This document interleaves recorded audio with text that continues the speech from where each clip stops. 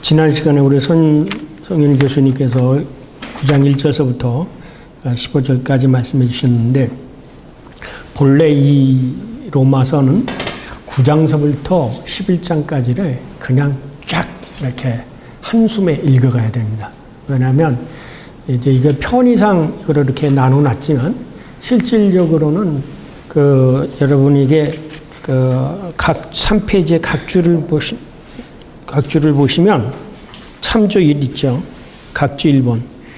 그 로마서 구성이 어떻게 되어 있냐면, 서론에서 1장 1절부터 17절, 이게 진노와 서론이고, 그 다음이 로마서 1장부터 3장 20절이, 요거를 제가 까맣게 낸 거는요, 진노 아래에 있는 거는 이방인이나 유대인이나 똑같은 거죠. 그러고요, 그 다음에 칭의에 관한 얘기가 3장 21절부터 8장 39절까지예요. 그 다음에 이스라엘의 역할과 구원이 뭐냐라고 하는 것이 9장 1절부터 11절, 이게 하나로 되어 있는데, 그래서 이것 전체가 다루고 있는 것이, 칼빈은 이것을 주로 선택론 혹은 예정론으로 다루고 있지만, 바르트는 이것을 이스라엘의 역할에 대해서 다루고 있거든요. 그래서 오늘 그 점을 염두에 두고 읽으셔야 되고, 그 다음에 로마서 12장 1절부터 15장 13절까지가 그렇게 되어서 하나님께 구원을 받은 사람, 택함 받은 사람들이 하나님께 어떤 삶을 살아야 되느냐, 그것이 하나님께 드릴 영적 예배, 그리고 마지막 15장 14절부터 33절에 관한 얘기입니다. 그래서 5월 30일 날 이 9장 11장이 끝나는데, 그때 가야 이제 여러분이 이 예정론을 완전히 다 정확하게 이해할 수가 있습니다. 그러니까 우리가 그 전까지는 하나의 그 과정이라고 생각하시고요. 그래서 이제 예정론을 바로 이해하려고 하면은 여러분들이 지금까지 가지고 있었던 전 이해가 있습니다. 그 전 이해를 버려야 돼요.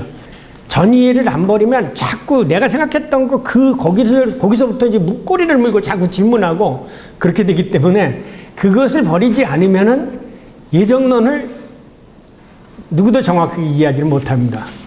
이 바르트의 예정론에 관해서 잘 소개된 적이, 지난번에 소생 교수님 얘기하신 것처럼 김명령 교수가 쓴 바르트 신학의 그 예정론 부분인데, 이제 그거는 바르트 신학의 그 고테스크나데 1932년에 나왔던 거, 36년에 나왔던 거 하고, 그 다음에 교회교약 2-2권에 나온 그 얘기가 어떻게 조금 변했느냐, 이거 역사적으로 이렇게 분석을 해줬고, 제가 읽어보니까 아주 바르트의 것을 정확하게 잘 얘기를 해줬어요. 그 다음에 김균진 교수가 쓴 헤겔과 바르트라는 책이 있는데, 거기에는 이 바르트만 주성적으로 한 게 아니라, 특히 이제 이게 이 36년과 그 다음에 42년과 아니라 교회 교의학 조금만, 당신께서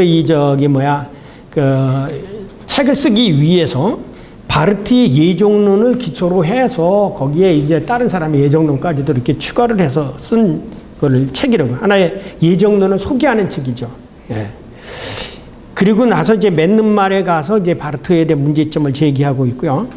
그 다음에 그 예정론에 대해서 한국에서는 김영환 교수, 5월 19일 날 김영환 교수 오시죠. 그 김영환 교수님은 이 바르트를 보편구원, 만인구원론이라고 이렇게 얘기를 해요. 예. 그런데 문제는 이 바르트를 연구한 사람 측에서, 이 만인구원론이다라고 하는 것에 대한 반론을 이제 하는데, 그게 아니다 라고 하는 반론이 제가 보기에는 저도 빈약해요, 조금. 네. 이게 만인구원론이 아니다라는 것을, 이제 제 얘기를 생각하면, 바르트는 결코 만인구원론자가 아니에요. 아니거든요. 근데 왜 그렇게 되었느냐? 그건 어떻게 얘기했느냐? 그건 나중에, 지난번 5월 31일 날 제가 마지막 11장 하면서 이렇게 말씀을 드렸는데, 이 예정론은 그냥 하나의 바르트 거냐, 혹은 이 칼빈 거냐, 이것을 떠나서 기독교인이라고 하면 한 번쯤 평생껏 한번 이게 자기 나름대로 해결을 하고 가야 할 주제가 이 예정론이에요. 굉장히 심오하고 이해하기가 쉽지 않은 겁니다. 그래서 이걸 하면서 마지막 거에 5월 30일 날 할 건 틀은 다 잡아놨는데, 아까도 말씀드렸지만 여러분이 이 예정론이나 앞으로 계속해서 이 로마서 9장서부터 11장까지를 이해하는 데 있어서 여러분이 이 전 이해를 없애버리기 위해서 제가 그 7페이지에 예정론과 관계되어지는 질문을 던져 왔습니다. 그러니까 이 질문에 대한 답변이 여러분이 서 있거나 이제 이 질문을 답변하면서 여러분이 스스로 해결이 되는 문제가 있다면 이 로마서 9장서부터 11장까지를 정확하게 이해하고 이게 해결이 안 되면 이걸 읽어도 계속해서 깨름칙한 뭔가 남게 되어져 버립니다. 그래서 그것부터 먼저 제가 다루기로 하겠습니다. 첫째, 여러분 머릿속에 예정과 선택을 동일한 것이라고 생각하느냐? 이중 예정, 이중 선택? 이걸 여러분이 정리를 해야 돼요. 우리는 흔히 이중 예정이라고 얘기하죠. 왜? 프리데스티나츠라고 하는 말에서 그 이중 예정이란 그래서 같은 거냐? 아니면 다른 거냐? 그래서 제가 질문을 답 이렇게 나올 수 있다는 거 예예요. 그냥 하나. 아무런 계획과 목적도 없이 선택하였는가? 그렇다면 목적이 있었다면 선택과 예정을 달리 봐야 되는 거고요. 목적이 없이 그냥 그랬다면 똑같은 말이라 바꿔쓰기 이렇게 되게 됐지요. 그러니까 여러분이 그거를 여러분 나름대로 미리 정리를 하세요. 예. 그래야 이제 바르트가 얘기하는 걸 정확히 얘기해요. 그 다음에 두 번째, 다른 거다. 다른 거라면 그렇다면 하나님께서 창조 이전에 예정, 미리 확정한 거. 포베스티먼 혹은 라투시르, 베슐루스 먼저 정한 게 뭔가. 그 이제 그것을 이제 그 참고로 이해할 수 있는 부분은 에베소서 이게 유명한 전형적으로 예정론에 대한 성경 구절이에요. 에베소서 1장 6절, 그다음 요한계시록 21장 6절부터 6절. 특히 이제 요한계시록에 보면 마지막에 또 내게 말씀하시되 이루었도다. 이거 뭐예요? 예수님 마지막 십자가에서 하신 말씀이죠. 다 이루었도다. 나는 알파 오메가라. 처음과 마지막이라. 내가 생명수 샘물을 목마른 자에게 값없이 주리니 이기는 자는 이것을 상속으로 받으리라. 나는 그의 하나님이 되고 그는 내 아들이 되리라. 지금까지 이 바르트 신학을 이해하는 데 있어서 사람들이 개약 신학을 전혀 주목을 안 하고 읽어왔어요. 특히 이 예정론을 이해할 때. 절대로 하나님의 계약을 제껴놓고 예정이 나오지 않죠. 왜냐? 창조론은 우리가 읽었지만 창조론에서도 뭐가 나와요? 창조는 이미 창조는 계약은 하나님의 창조의 내적 증거고 그 다음에 창조는 계약의 외적 증거라고 얘기했지 않습니까? 그러니까 그래서 제가 말씀드린 거예요. 그거가 왜 에버하트 부슈하고 다르냐? 그래서 바인리가 왜 제 논문을 갖다가 바르트 신학 연구소에 집어넣느냐라는 이유가 있죠. 에버하트도 정확하게 이것을 이해하지 못할 거예요. 부슈도. 왜냐? 바르트에게서는 계약이라는 게 구약성서의 계약이 아니에요. 그 이전에 창조 이전에 나타난 현상이거든요. 그래서 그 왜 요한계시록까지 가야 되잖아요. 요한계시록. 그 점이고 두 번째 질문이에요. 프레데스티나치온이라는 것을 우리가 지금까지 대부분 서구의 어떤 헬라적인 사고를 생각해 볼 때 늘 항상 수평적 사고로 역사적 차원 속에서 시간적인 눈으로 개념을 이해를 해왔어요. 그래서 제가 이 프레라는 말이 미리 혹은 앞서 이런 영원 전 뭐 이렇게 번역이 됐던 그 프레라는 뜻이 시간적인 의미인가 아니면 주도권적인 의미를 가진 스브리니테트, 이니시아티비테트, 우선권 혹은 주도권 이런 의미로 프레를 해석해야 될 건가 아니면 시간상에 앞서 있다는 그런 의미로 해석할 건가. 이게 달라요. 이걸 시간상으로 해석한 사람은 칼빈주의자들이고 이거를 스브리니테트라는 주도권적 이니시아티비테트를 해석한 거는 바르트예요. 그래서 이 김명명 교수가 쓴 그걸 보면 정확하게 그것을 정확히 이해했더군요. 제가 보니까. 이게 왜냐하면 로마서에서 우리가 읽어나가는 이 로마서에서는 시간적인 개념이 아니에요. 이거는 주도권적인 개념이에요. 그래서 이 비유를 얘기할 때 토기장이가 진흙덩이를 가지고 이거 뭐 질그릇을 만들고 이 그릇을 누구 마음에 달려있느냐. 그건 토기장이 마음에 달려있는 거야. 질그릇을 만들 거냐 아니면은 저기 그릇을 만들 거냐 하는 것은 철저하게 누구의 주관에 속하는 거냐 권한에 속하냐면 토기쟁이 그릇 만드는 사람의 권한에 속한다는 거지. 그것을 지금까지 이 시간적인 개념으로 생각한 거지. 그래서 바르트와 칼빈의 차이는 이 시간적인 개념이냐 혹은 주도권적인 개념이냐를 영원히 시간적인 의미다라고 생각할 경우, 그렇다면 역사 속에서는 선택이 일어나지 않는가? 그래서 이 문제를 가지고 판넨베르그 몰트만이 바르트를 비판해 오는 거예요. 특히 판넨베르그가 바르트의 예정론은 역사성이 없다, 그렇게 비난을 하게 되지는 거죠. 그렇다면 결정론과 만약에 이게 영원전에 되고 시간과 역사성에서 배제된다면 그냥 한번 운명론적으로 결정되고 그 이후 모든 것이 결정이 돼. 대부분 우리가 프리데스티나티오 게미나 칼빈주의자들의 이중 예정론은 바로 그죠. 결정론적인 의미를 가지게 되잖아요. 제가 그 점에 대해서 여러분이 스스로 답변을 한번 찾아보세요. 이게 틀렸든 안 틀렸든 내가 생각하기에는 어떤 거냐 그래가지고요. 그 답을 써놓고 나서 맨 나중에 여러분이 그 답을, 여러분이 쓴 답을 가지고 여러분 답 자체에 모순이 없는가 한번 검토를 해보세요. 그러면 여러분이 이 예정론을 정확하게 이해할 수가 있어요. 이런 질문들에 대해서 여러분이 답변을 쓰고 답변 쓴 것 자체가 수밀일관하냐, 논리적으로 컨세큐먼트하냐, 이렇게 되었을 때 여러분이 정확하게 예정론, 여러분이 나름대로 뭐 틀렸고 둘째 그거는 가치판을 떠나서 여러분이 이해한 것이 정확하냐 안 하냐는 그것에 논리적인 수밀일관성이 있어야 여러분이 나름대로 어쨌든 여러분이 예정론을 정확하게 이해한 거예요. 그렇지 않은 것은 이랬다 저랬다 논리적 모순이 생기죠. 두 번째, 모든 것이 영원전에 결정되었다면 믿음은 무슨 의미를 갖는가? 우리가 믿음으로 구원을 받죠. 선택으로 구원을 받습니까? 그렇잖아요. 로마서에서 뭐라고 했어요? 로마서 10장에 우리가 이제 앞으로 뒤에 여기 보면 로마서에서는 예수가 십자가에 죽고 부활한 것을 믿는 자에게 구원이 있는다고 그랬거든요. 이게 있어요. 로마 10장 9절에 네가 만일 네 입으로 예수를 주로 시인하며 하나님께서 그를 죽은 자 가운데서 살리신 것, 부활, 그것을 믿으면 구원을 얻는다고 그랬어요.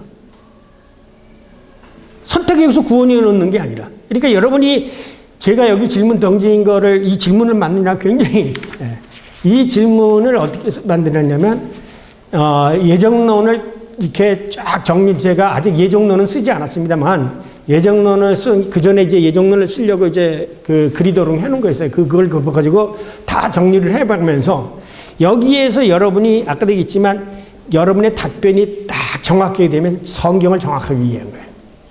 뭐 칼 바르트 혹은 뭐 누구를 넘어서서, 칼빈을 넘어서서, 제가 보기에는 칼빈도 정확하지 않고 바르트도 끄트머리 가서 정확하게 이게 만인구원론이다 아니면 이중 예정이다라는 것을 정확하게 얘기를 못했어요. 그럼 개인적인 면에 들어가서, 개인의 구원에 들어가가지고, 그 점은 제가 생각을 합니다. 그 다음에 만약에 2번 하나님의 절대적 우선권적 주도권을 의미한다. 아까도 얘기했지만 토기장에 대한 문제. 여러분이 이 프레라는 말을 어떻게 해석하느냐. 그 다음 세 번째, 에베소서에 보면은 이거는 이제 칼빈은 모두에 기초를 두면 로마서 오늘 야곱은 사랑했고 에서는 미워했다는 이 말을 가지고 이것을 인디비두얼하게 해석을 했어요. 개별적으로. 개인, 뭐, 홍길동은 뭐, 구원 예정됐고, 그 미숙이는 뭐, 버림받기, 뭐, 이렇게 해석을 했는데, 바르트가 이 예정론을 들 때 가장 중요하게 여기는 것은 뭐냐면, 에베소서 1장서부터 4장이에요. 만세 전에 예수 그리스도 안에서의 선택을 얘기하는 거예요. 예수 그리스도 안에서 선택. 그 예수 그리스도 안의 선택이라는 게 뭐냐? 그리스도 안에서라는 게 무슨 뜻이냐? 그러면 그리스도에 대한 것을 있지 않았던 사람들은 어떻게 생각하는 거예요? 만세 전에. 그러면 삼일체 안에 내재적 삼일체 안에 속에서 인간이 선택된 거냐? 이런 문제들이 나오죠. 이게 간단한 거지만 이 질문을 다 해설을 써나가면 예정론이 한 권의 책이 됩니다. 그 다음에 그리스도 없이 개별적으로 선택된 것인가? 그럼 예수 그리스도에 대한 믿음, 예수 그리스도의 구속의 사건 다 의미가 없죠. 그리스도 안에서 혹은 그리스도를 엔크리스토라고 그랬어요. 헬라어로 엔크리스토. 엔크리스토를 인이라는 말은 장소, 로카티브한 의미만 있는 게 아니라 그 수단의 의미도 있어요. 뭐뭐 하는 말, in this way 이런 방식으로 방법론적인 것들. 그러니까 예수 그리스도를 통해서 어떻게 라는 말을 하면 어떻게 그것을 해석해냐. 엔크리스도라는 말을 어떻게 해석했느냐. 이거는 신학성서 신학에서 도 중에 엔크리스도에 대한 걸 하나를 가지고 학위 논문에 쓸 정도로 굉장히 중요해요. 엔크리스도. 그리스도 안에서. 누구든지 그리스도 안에 있으면 새로운 피조물이다. 바르텍에서는 지난번에 그리스도 안에서라는 걸 뭐라고 그랬어요? 성령이 임한 것으로 생각했잖아요. 성령의 능력 안에 성령의 임한 자라고 해석을 했어요. 그 다음에 네 번째, 하나님의 선택의 조건이 있었나? 없었다. 조건이 없다는 것은 무엇을 의미하는가? 저 사람이 선택받을 자격이나 뭐 이런 거 없이, 그렇다면 하나님은 죄인도 선택할 수 있고 의인도 선택할 수 있고 아무나 선택할 수 있죠. 그러니까 이런 점들을 이 지금까지 그 프리시데스네 칼빈주의자들이 얘기했던 그런 차원 속에서는 여기 이런 것들이 전혀 해답이 될 수가 없어요. 근데 제가 이제 칼빈주의 5대 강령을 읽어보니까 이 결론은 맞아요. 결론은 한 가지, 예수 그리스도의 제한적 구속물 빼면. 근데 그것도 또 다시 다르게 해석하게 되면 한편은 또 맞을 수도 있어요. 문제는 설명을 어떻게 하느냐에 따라 달려있다고 생각이 들어요. 어쨌든 그 점이 중요하다는 거. 그 다음에 있었다. 조건이 있었다. 그 조건이 있어서 결정이 됐다면 선택 혹은 했다면 그 조건이 뭔가. 조건이 있었다면 다시 프레라는 의미가 뭔가. 결국은 여기서 뭘로 조건이 있었다고 얘기하면 프레라는 말이 하고 모순이 되는 거죠. 제가 이거 한 것을 요 식으로 조직신학의 주제, 교의학 주제를 이렇게 하나의 문답식으로 이렇게 만들어가지고 학생들하고 했던 사람, 제일 잘한 사람이 누구냐면 에바르트 융헬이에요. 융헬은 세미나할 때 이걸 가지고 디스코를 하세요. 학생들로 하여금 스스로 이 질문을 가지고 답변할 수 있도록. 성서를 근거로 한다든지, 신학을 근거로 한다든지, 혹은 고전에 있는 그걸 텍스트로 해서. 그래서 융헬의 쓴 책에 이런 기독론도 그렇고 교회론도 그렇고 이렇게 질문들을 많이 해요. 제가 거기서 아이디어를 얻은 거예요. 그다음에 나는 인간의 타락전 예정을 믿느냐, 타락 후에 예정론은 두 가지 커다란 교의학적 주제가 있어요. 여기서 보면 수프라랍사리스무스하고 인프라랍사리스무스. 타락, 인간이 타락했기 때문에 예정했느냐, 타락하기 이전에 하나님께서 예정했느냐. 이 점에 대해서 바르트는 어느 입장을 치냐면 슈프라랍사리스무스를 두죠. 타락 전 예정. 그럼 타락 전 예정이라는 건 인간이 죄를 짓기도 전에, 그죠? 창조도 하기도 전에 예정했다는 거야. 근데 우리는 일반적으로 어떻게 생각하냐면, 하나님께서 온전하게 창조를 하셨는데 인간이 타락해서 인간을 타락한 것을 구원하기 위해서 하나님 예정했다, 이렇게 생각하지. 이거는 아니라고 했죠, 전에부터. 이거는 해결식 디알렉틱이라. 바르트는 그렇게 안 했습니다. 첫째 슈퍼라셀리즘을 취한다. 그러면 타락전 예정이라면 하나님께서 인간에게 타락전에 무엇을 예정했느냐? 무엇을 예정했다고 생각했어요? 타락하지도 않았는데 예정했다니 뭘 예정을 해? 제가 던지는 이 질문을 성서에서 찾으면 성서는 완전히 퍼펙트예요. 놀라죠. 문제는 우리가 이 답변에 적합한 성경 안에서 그 답을 찾아내지 못하기 때문에 그래요.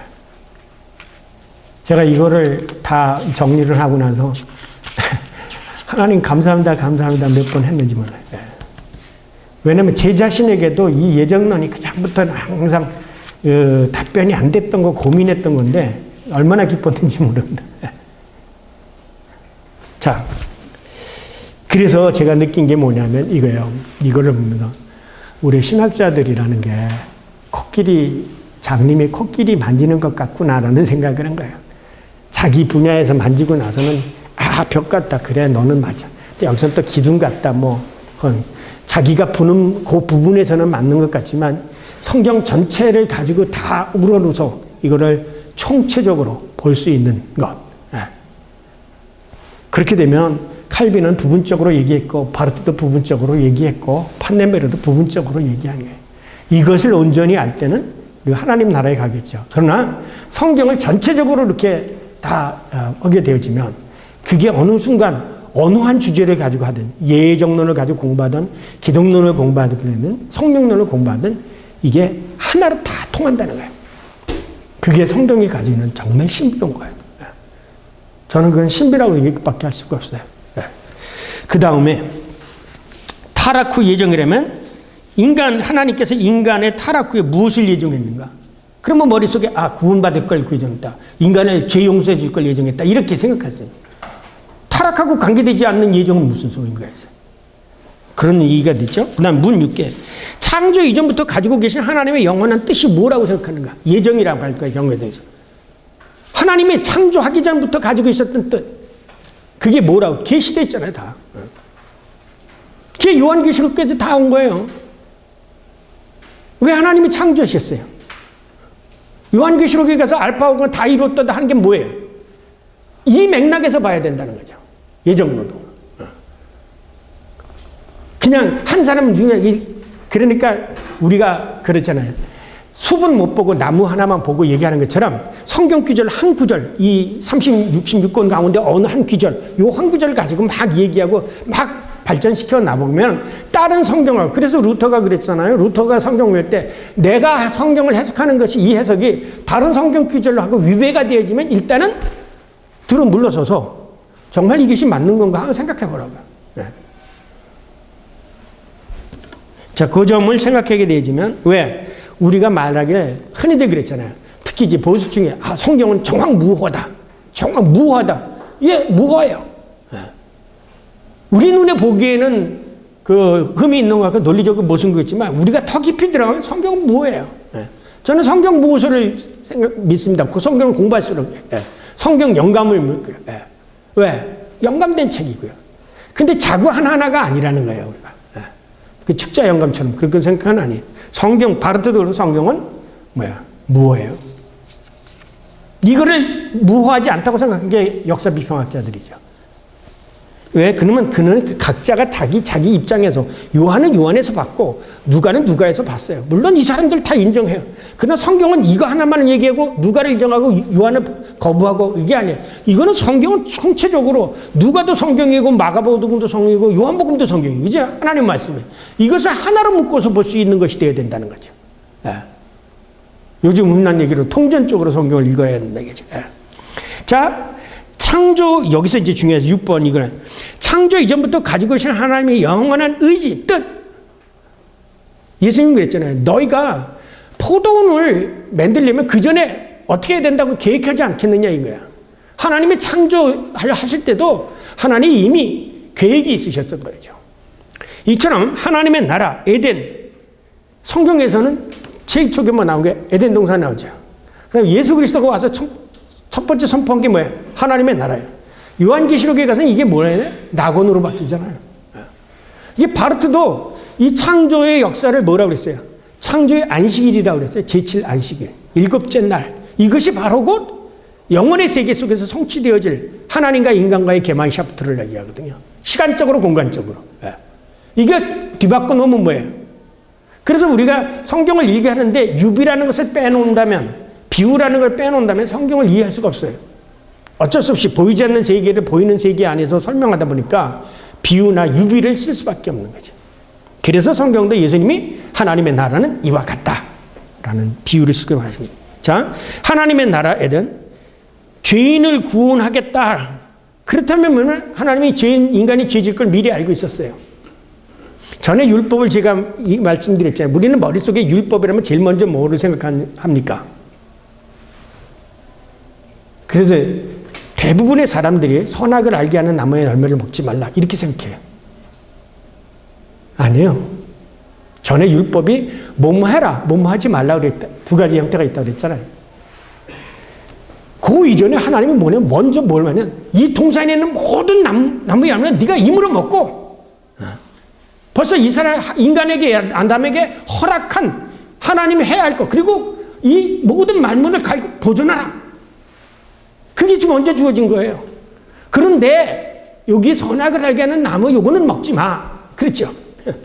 근데 우리들이 지금까지 머릿속에 성경 읽으면서 뭐부터 생각했어요? 선악을 알게 하는 나무의 먹이를 먹지 말라. 요것부터 생각했어요. 이미 하나님께서 아담에게 주신 축복의 복음, 동산에 있는 모든 실과의 열매를 넌 마음대로 먹어도 돼. 그리고 이걸 네가 잘 다스려. 그 이름도 짓게 해주고 다. 이미 그게 인간에게 아우프가베가 주어진 거예요. 그러나 요거는 하지 말라. 근데 우리들 머릿속에는 늘 항상 뭐부터 생각을 해왔느냐면 아까 얘기했지만 선악을 알게 하는 나무의 열매를 먹지 마라. 요것만 생각해온 거예요. 하나님의 복음의 그 은총의 복음은 생각하지 않은 거예요. 이거를 아셔야 돼요. 여러분이 성경을 해석하는 데 있어서 제가 늘 이것이 서구신학의 한계점이라고 내가 얘기하는 게 바로 그거예요. 서구신학은 이 불투만이라든가 소위 역사비평학에서 이 사탄이나 악마에 대한 존재를 인정하지 않기 때문에 제3의 요소가 하나님과 인간 사이에 개입이 들어올 것이라는 것은 성경에 쓰지 않았다는 것을, 왜? 성경은 하나님의 역사를 계시하지 증언하는 것이지 사탄의 존재를 증언하기 위한 게 아니거든요. 그렇기 때문에 사탄의 역사는 안 쓴 거예요. 그러나 하나님과 인간 사이에 언제든지 개입이 들어올 수 있는 그 사탄이라는 것이 있다라는 것을 전제하고 성경을 읽어야 돼요. 그렇지 않으면 성경은 이해를 못해요. 제가 그래서 요 하나 팩터를 빼놓으면 늘 항상 서구가 가지고 있는 논리는 뭐야? 세 가지밖에 없잖아요. 산단론법, 그 다음에 파라독스, 역설, 그 다음에 디알렉틱밖에 없어요. 논리상. 그거 가지고 절대로 성경을 다 해석하지 못해요. 제가 쓴 히브리 성경 해석 방법, 거기에 나오는 인지구조에 대한 얘기를, 그 책을 읽어보면 거기에 알 수 있습니다. 그것만 가지고는 안 되는 거예요. 자, 7번째.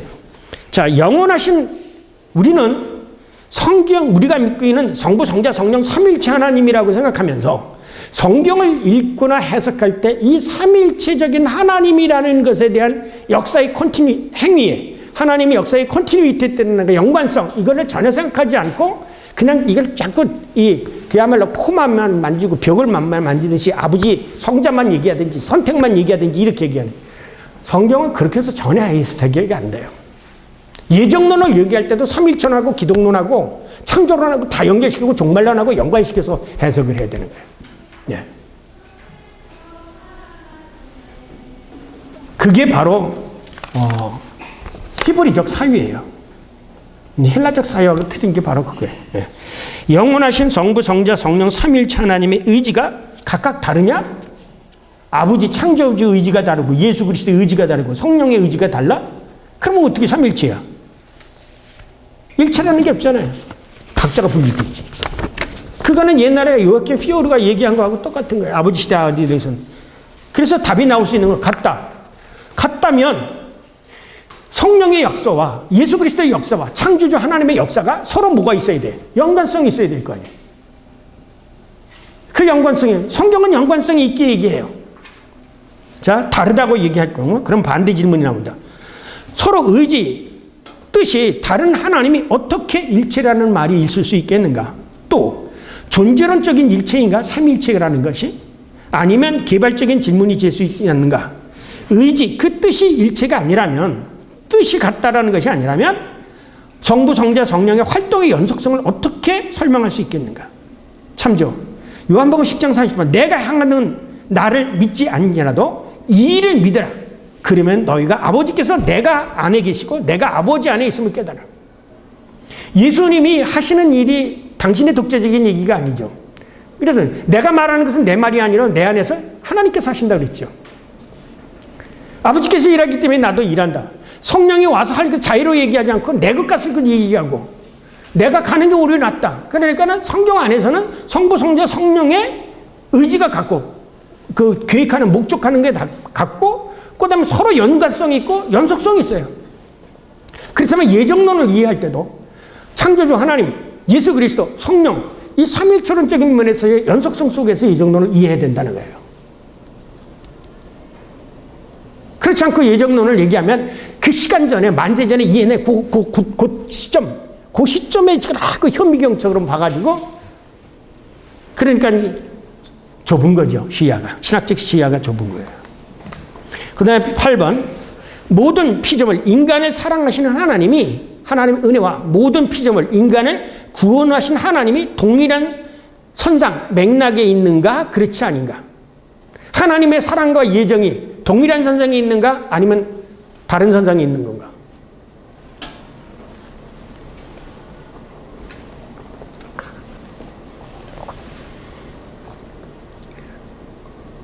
다른 선상에 있다면 하나님께서 사랑하는 자하고 선택한 자하고 다르죠. 같은 선상에 있으면 사랑이 있기 때문에 선택한 거죠. 이런 것들이 다. 그래서 그렇다. 동일 선상에 있다. 그렇다면 심판이라는 것이 가지고 있는 의미가 뭔가? 하나님은 이 세상을 사랑하셨잖아요. 모든 인간을 사랑하시잖아요. 그러면 심판이라는 게 의미가 뭐냐? 이게 나오죠? 아니다라고 얘기할 거예요. 그렇다면 바라는 것은 피조물도 썩어질 종로로 탄 데서 해방되어 하나님의 자녀들의 영광의 자유에 이르는 것이니라는 로마서 8장 21절을 어떻게 해석해야 되느냐? 피조물에 관한 문제다. 지금까지 모든 것은 하나님의 예정에 대한 문제를 얘기할 때 인간만 두고 예정을 했어요. 그러나 하나님의 예정 안에는 피조물까지 포함이 되어 있다라고 볼 수 있는 거예요. 아니면 피조물은 제껴놓고 인간은. 피조물이 왜 하나님의 자녀들이 나타나기를 고대해? 인간 때문에 자기네들도 고통을 받고 있는 거예요. 다른 피조물들도. 그러니까 이런 것들을 다 이렇게 복합적으로 생각해야 된다는 거죠. 하나만 생각하지 마요. 이거를 가지고 이거에 대한 마지막 답변은 아까도 얘기했지만 5월 31일 날 제가 마지막 11장 마지막 강의를 할 때 그때 제가 나눠드릴 테니까 그때 보시고요.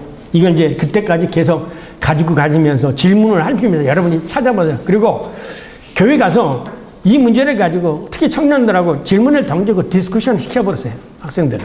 네. 그러면 서로 열렬하게 다른 입장이. 그러면서 여러분이 배우는 거예요. 여러분이 정리가 돼요. 스스로 들으면서. 자, 9번. 마지막 심판받을 멸망받을 것. 심판받아 멸망받을 것이 무엇인가? 누구인가? 유기된 자인가?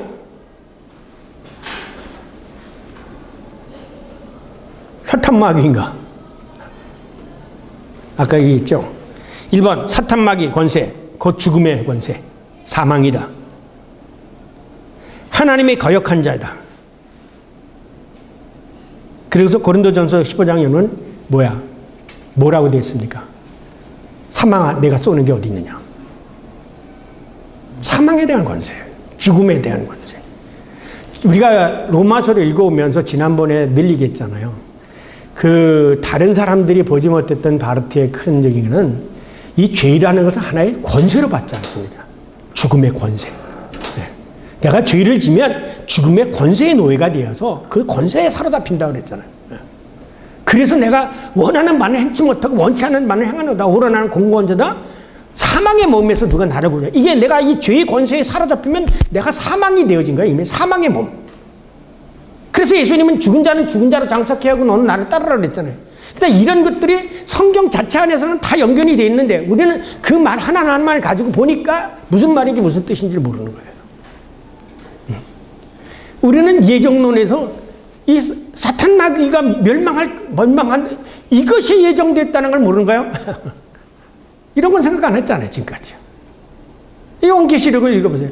왜냐면 지금 그 서구의 신학이 이 요한계시록이라는 걸 자꾸 하나의 그 묵시문학적이라고 해가지고 판타지한 것으로 자꾸 제껴놓는데 절대 그렇지 않아요. 네. 절대 그렇지 않아요. 그렇다면 요셉이 봤던 꿈이라든가 그것도 다 제껴놓아버려야 돼요. 그러니까 불투만이 그런 거 다 제껴놓으면 뭐가 없나요? 율법밖에 남지 않잖아요.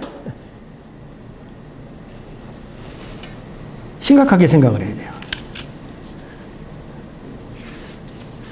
거역한 자. 요한계시록에 가서 두 번째 사망에 이를 사람들이 누군지 줄 아세요? 믿지 않는 자예요. 믿지 않는 자. 하나님의 은혜를 거부하는 자예요. 왜? 예수님이 그랬죠. 모든 죄는 용서받을 수 있다. 7번씩 70번이라도 회개하면 용서받을 수 있다. 그런데 용서받지 못할 죄가 있죠. 그게 뭐예요? 목사님, 그게 뭐예요? 그렇죠? 성령을 거부하는 자. 왜 성령을 거부하는 자가 못될까? 네, 성령을 거부하는 자. 성령이 우리들에게 끝까지 죄인을 가지고 해결시키고 우리에게 나가. 이 하나님, 예수 그리스도의 은혜의 사건을 거부하는 거예요. 분명히 거부하는 자가 있어요. 그건 하나님이 원해서가 아니야. 너는 거부하게 돼 있어가 아니야. 하나님은 누구든지 모든 사람이 구원을 받기를 원하는데 거부하는 자가 있단 말이죠. 그래서 저는 결론적으로 이중 예정은 결론적이에요. 결론이에요, 결론. 전제가 아니라 결론이에요. 하나님은 그래서 제가 아까 예정과 선택을 구분해보고 삼일체론적으로 마지막까지 가서 보라는 얘기가 바로 그거예요. 하나님은 거부하는 자가 있어요. 왜? 분명히 성령을 거부하는 자가 있을 거야. 성령을 거부하는 자. 누가 성령을 거부할까요? 누가 성령을 거부할까요?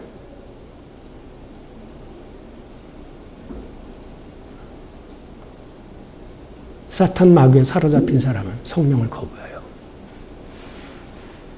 네.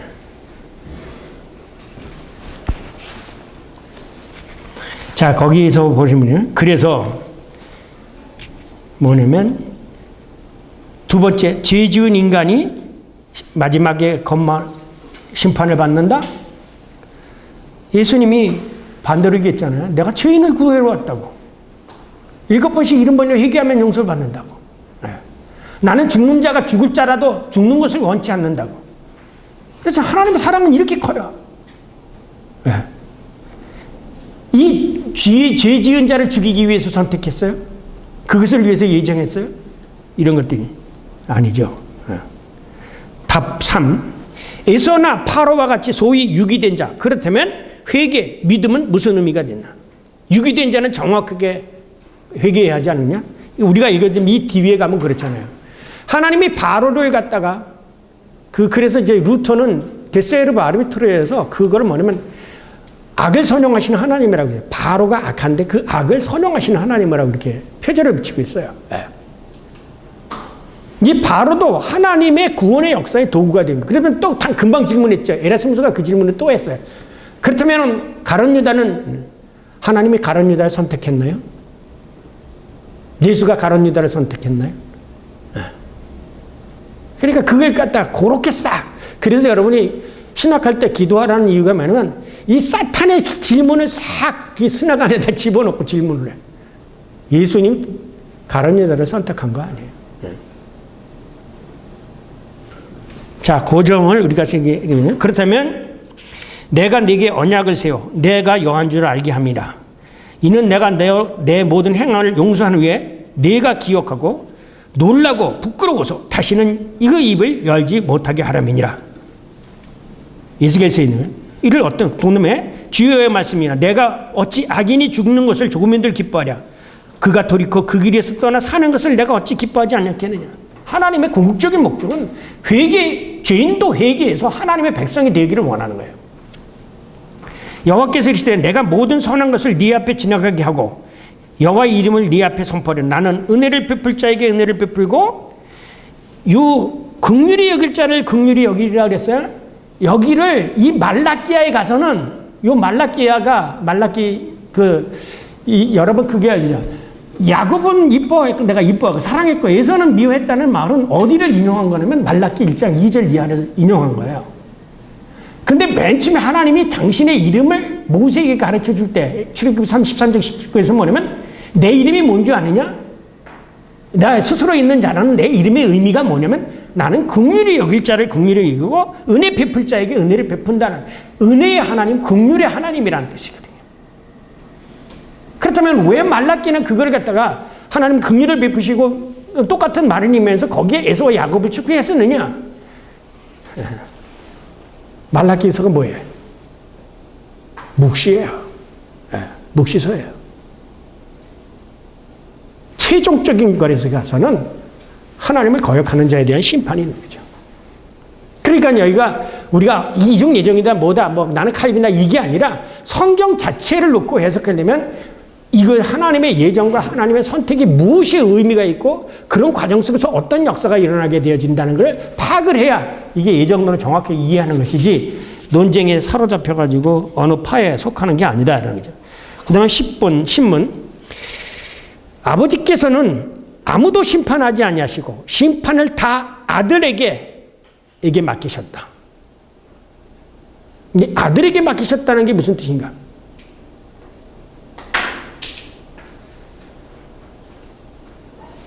그리고 로마서에서 이게 마지막 나라를 아버지에게 바칠다는 거예요. 그 말씀 기억나세요? 빌립보서에 있는 마지막 아버지에게 하나님 나라를 아버지 바친다라는 그 얘기. 심판은 예수 그리스도를 통해서 갈라지는 거예요. 이 시간적 얘기가 아니라 예수 그리스도. 왜? 심판은 예수에게 맡긴 거예요. 그러니까 이 말은 에베소서 1장 3절에 엔 예수 그리스도 안에서의 선택과 예정이나 심판이 예수 그리스도 안에서라는 말이죠. 그러니까 그런 면에서는 칼빈보다는 바르트가 더 성경에 더 깊이 천착한 거죠. 예수 그리스도 안에서 맡기셨다. 예수님은 누구에 대한 심판 중인가? 온 인류의 심판 중인가? 아니면 에서와 같이 개별된 한 개인에 대한 심판 중인가? 에서가 선택받기 이전에 하나님은 에서는 이전에 에서가 선택받기 이전에 하나님께 무슨 죄를 범했는가? 죄인에 대한 심판이라면 에서가 하나님께서 육이 되기 전에 무슨 죄를 지었는가? 하나님께 대해서. 이런 것들이 그 다음 마지막이죠. 11절 조금 더 봅시다. 계속해서. 예수에 대하여 심판, 예수가 무엇에 대하여 심판하는가? 아까 여기 그 요한복음에 있는 것처럼 심판을 내게 맡겼다고 그랬을 때 그럼 예수님은 뭐에 대해서 심판하시겠는가? 예수의 화해 행업을 거부하는 자. 내가 만일 내 입으로 예수 그리스도를 주라 시인하며 아까 하나님께서 그를 죽은 자 가운데서 살리신 것을 내 마음에 믿으면 구원을 얻어. 답 2번. 이 답이 1번, 2번이라는 게 이게 둘 다 답이라는 뜻은 아니에요. 여러분 잘 아세요? 이렇게 답할 수도 있고 저렇게 답이 나올 수도 있다 이런 거죠. 두 번째 나올 수 있는 답은 에서처럼 하나님께서 미워하는 자 말라기 온 인류를 사랑하시 그렇다면 미워하는 자를 하나님이 심판하신다면 예수 그리스도가 심판한다면 온 인류를 사랑하시고 모든 사람의 구원에 이르기를 원하신 하나님께서 왜 에서를 미워하겠는가? 미워하셨는가? 자, 그러면 지금까지 이렇게 오면서 여러분이 좀 뭔가 이렇게 다르게 떠오르는 게 없죠. 아, 내가 지금까지 에서와 야곱을 하나의 인간적인, 하나의 개별적 인간적 주체로 이렇게 생각을 해보지 않았는가? 그런 생각이 안 드세요? 바울이 지금 로마서에서 에서와 야곱을 얘기하고 이스라엘과 그 교회를 얘기하고 유대인과 이방인을 얘기할 때 그게 하나의 존재론적인 개체들을 가지고 얘기한 거 있는 건가? 아니면 그 앞에서 나온 칭의론, 내가 8장까지 나온 칭의론에 대한 믿는 자, 믿지 않는 예수 그리스도를 영접하는 자와 영접하지 않은 자, 하나님의 뜻에 수용하는 자, 순종하는 자와 거역하는 자, 이런 거에 대한 얘기를 이 사람들의 예를 통해서 얘기하려고 하는 것은 아닌가?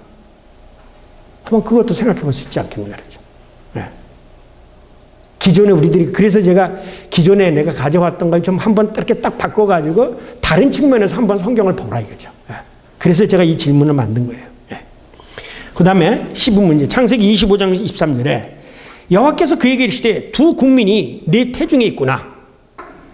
두 민족이 내 북중에서 나누는구나. 이 족속이 적속보다 강하겠고 큰 자가 어린 자를 섬기라. 이거는 에서와 야곱에 대한 얘기죠. 하셨다는 이 말씀과 말라기야 1장 2절에 여호와께서 이르시되 내가 너희를 사랑하였노라. 여기 사랑하였노라가 먼저 나와요. 내가 너희를 사랑하였노라 하니 그렇게 말하니까 너희들은 내게 이르기를 하나님은 언제 우리를 사랑하셨습니까? 이렇게 묻는다는 거야. 너희는 이르기를 주께서 어떻게 우리를 사랑하셨나니까 하는도다. 나 여호와가 말하노라. 에서는 야곱이 형이 아니냐? 그러나 내가 야곱을 사랑하고 에서는 미워했다. 그의 산들을 황폐하게 하였고 그의 산업을 광야에서 이리에게 넘겼다라는 말씀.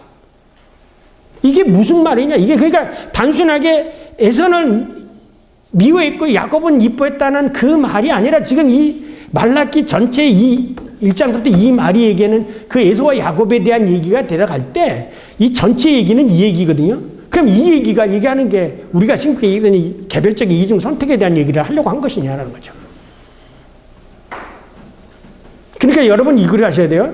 성경에서 요한복음이나 마태복음이나 혹은 에서 구약을 인용하지 않습니까? 소위 구약 지타트라는. 구약을 인용할 때 그 구약에 나오는 그 맨문과 그것만 보시지 말고요. 그 구약의 본문으로 들어가 봐서 그것을 어떤 상황에서 얘기되었는데 지금 이것을 쓴 사람은 그 말을 끌어다가 인용해서 어떻게 지금 설명하려고 하고 있는지 그걸 봐야 된다는 거죠. 네. 그냥 그 문자들만 이렇게 보지 말고. 네. 왜냐면 지금 이 로마서에서 나온 사도 바울이 인용하고 있는 그 부분, 그 말라기 이 부분을 본래에 가보니까 이런 뜻이야. 그렇다면 사도 바울이 간략하게 에서는 미워했고 야곱은 사랑했다는 이 말 속에는 지금 우리가 내가 생각하는 단순한 것이 아니라 여기 그 본래에 가보니까 의미가 다르게 해석이 되어질 수도 있다는 거죠. 네. 바로 이걸 본 거예요. 이 본래의 본문을. 그 인용된 그것만 본 게 아니라. 네. 자, 그렇다면 없다, 있다. 연관성 없다, 있다. 왜냐하면 창세기 28장 10절에서는 하나님의 일방적인 사랑에 대한 얘기를 하게 되죠. 그리고 로마서 9장 20절 우리가 이제 오늘 연구할 부분이 거기 나와요. 위에 두 말씀이 하나님의 선택과 유기를 이야기하는 것인가 아니면 야곱 족속에게 베푸신 하나님의 일방적이고 주도권적 사랑에 대한 것을 증언하기 위한 것인가? 이 본문에 싹 들어가 보니까 로마서에서 인용된 그 부분만 읽을 때는 이 둘 중에 하나를 선택한 것처럼 보이는데 이 말라기 속에 딱 들어가 보니까는 그 본문에 실질적으로 가보니까 여기에 뭐냐면 주제가 뭐야? 하나님 우리 언제 사랑했습니까? 라고 얘기할 때 사랑에 대한 얘기를 가지고 지금 여기 얘기하고 있지 않느냐 이거죠. 예. 자, 이제 답은 나면 전자 선택과 유기에 관한 게다. 후자 여호와 하나님께서 야곱 족속에 베푸신 하나님의 일방적이고 주도권적인 사랑을 증언하기 위한 것이다. 네가 사실은 사랑을 받고 있고 내가 너를 미워하는 것도 네가 잘나서 내가 널 사랑하는 게 아니야. 이것을 얘기하려고 하는 거. 요 점이 다르다는 거예요. 14번.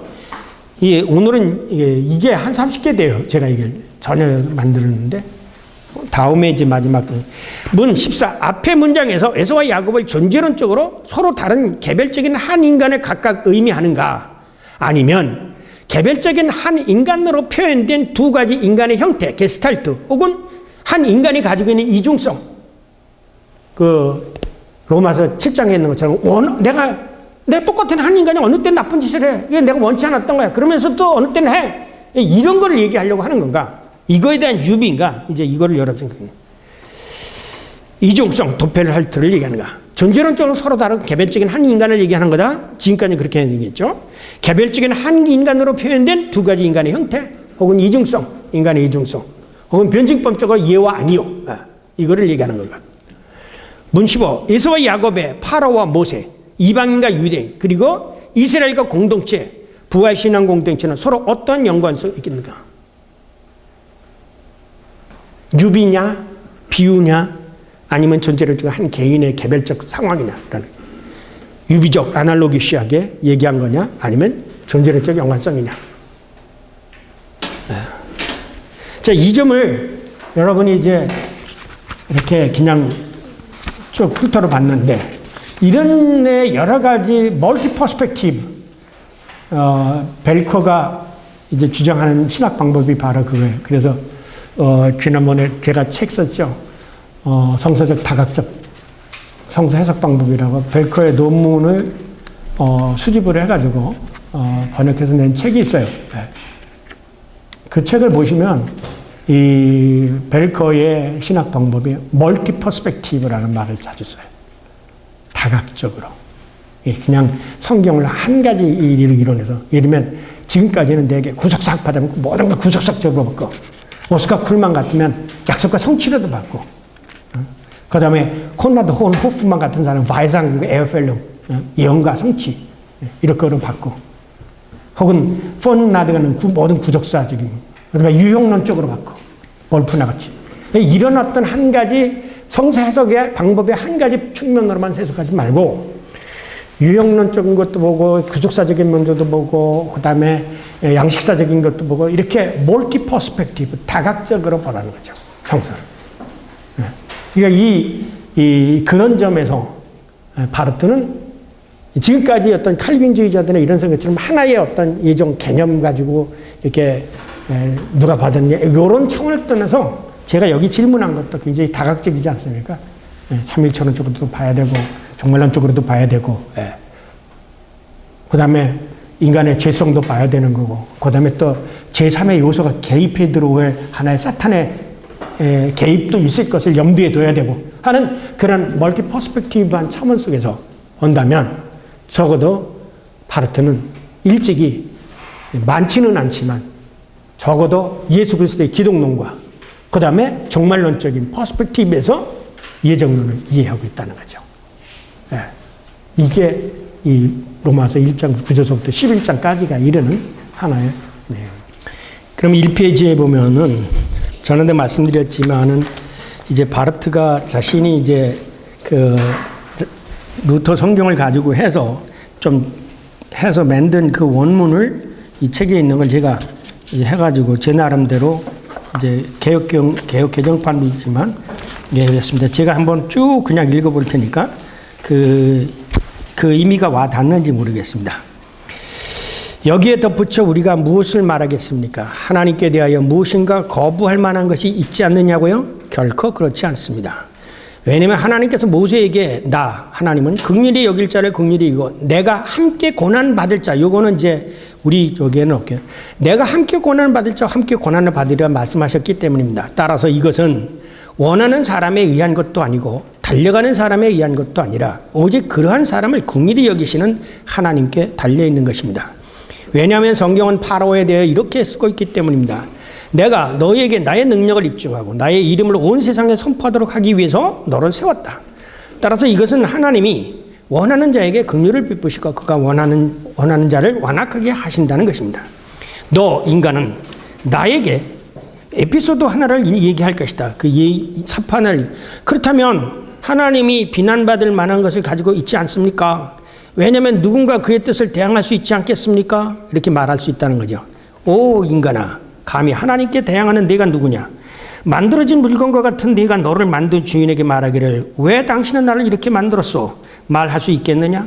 혹은 토기장이가 동일한 진흙덩이로 하나는 귀 쓸 그릇을 하나는 천이 쓸 그릇을 만들어낼 권한도 없느냐? 이제 우리가 본 주제로 돌아가자.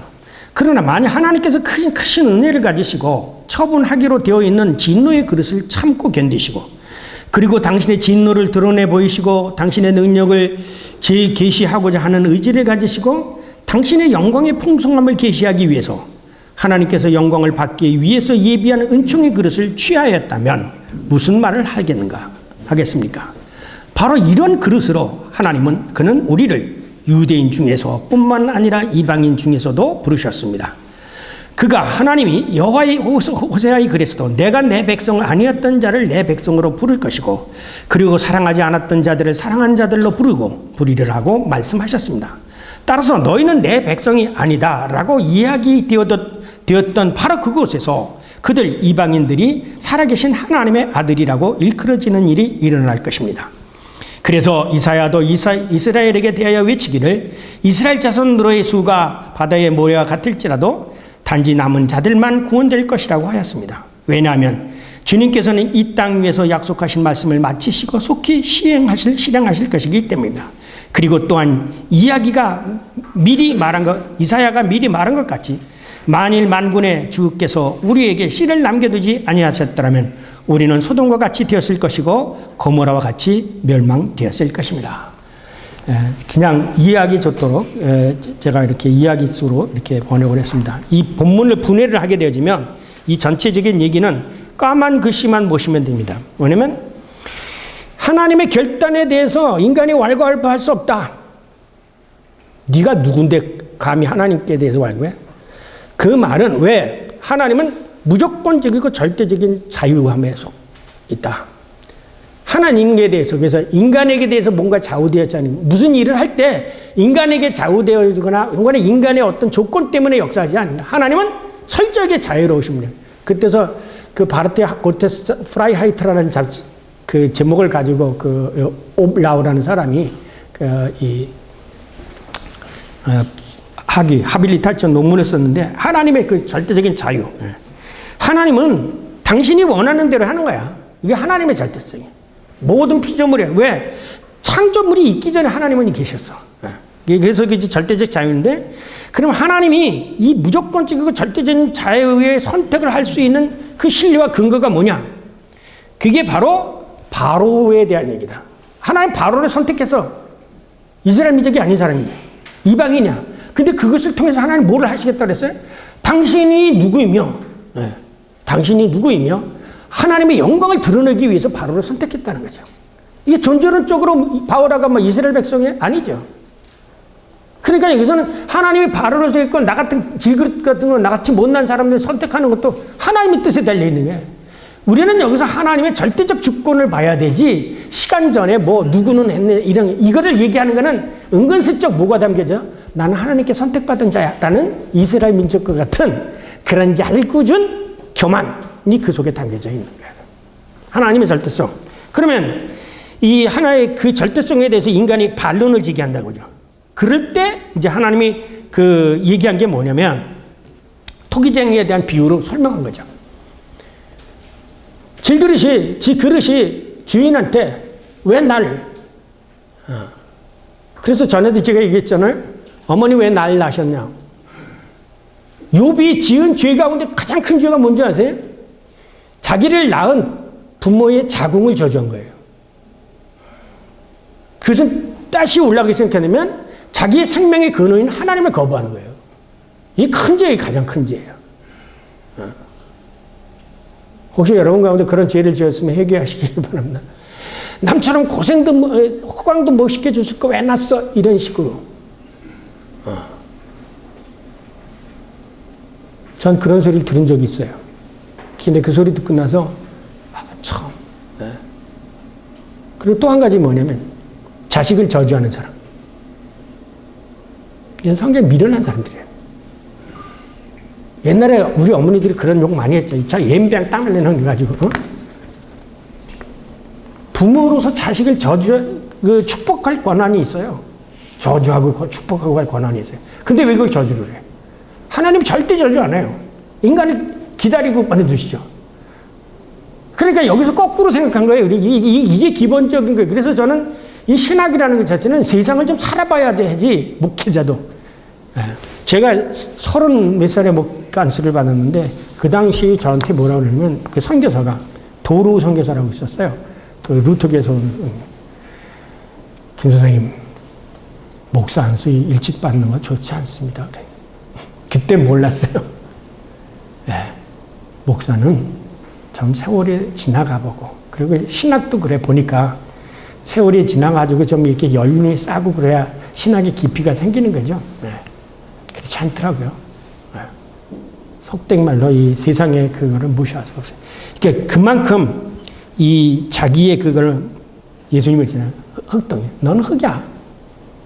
흙덩이 가지고 주인이 만들었는데 네가 무슨 말하는 거야. 이게 무슨 운명론적으로 숙명적으로 받아들였다 그런 얘기가 아니죠. 그 다음에 하나님께서 그런 바로 같은 사람도 택한 이유가 있어. 그게 뭐냐면, 뭐라고 생각했어요? 하나님께서 뭐냐면, 지난번에 했지만 하나님의 영광 드러내고 하나님께서 영광을 받으시는 거예요. 하나님이 기뻐하시기 위해서. 창세기를 읽어보세요. 전에도 지난번에 제가 그런 걸 했습니다. 생명신학회에서 발표했는데, 하나님께서 만물을 지으시고 어떻게 했어요? 보기에 좋았더라 그랬어요. 창조해 놓으시고 그 창조물을 보고 하나님이 기뻐하고 지신 거예요. 인간에게 하나님께서 구원해 주시고 그것을 통해서 하나님 기뻐하시는 거예요. 그게 하나님의 프로이드예요. 하나님의 기쁨. 이 기쁨을 하나님의 누리길 원하는 거예요. 우리 편에서 뭐냐면, 하나님께 영광을 드립니다. 이 모든 것이 하나님의 은혜입니다. 쉽게 생각하죠. 부모가 열심히 해서 자식을 위해서 아무런 조건 없이 키웠어. 근데 이 자식이 출세를 했어. 그러고 나서 이게 모든 게 저희 부모의 어머니고 덕분입니다. 이렇게 얘기하는 거고, 나는 불우한 집안에서 태어났지만 내가 열심히 해서 이렇게 됐습니다. 라고 얘기하는 거하고, 누가 더 좋겠어요? 심플하게 생각하세요. 하나님의 영광이에요. 마지막 받은 거. 마지막 솔리 데오 글로리아. 칼빈이 얘기한 거 맞아요. 솔리 데오 글로리아. 오직 하나님께만 영광. 그래서 여러분이 성경에 보면 이 말을 많이 나오죠. 예언서 같은 데나 혹은 오경 속에 제일 많이 나오는 게 뭐냐. 너희는 내가 야훼인 줄 알리라. 성경 읽다 보세요. 너는 내가 야훼인 줄 알리라.